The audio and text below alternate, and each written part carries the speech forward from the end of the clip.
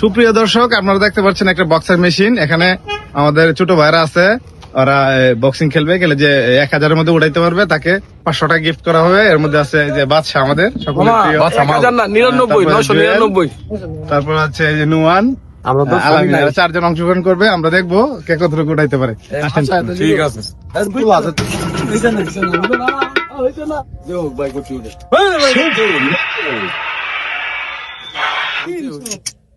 দুইশো নুমান দিতেছে।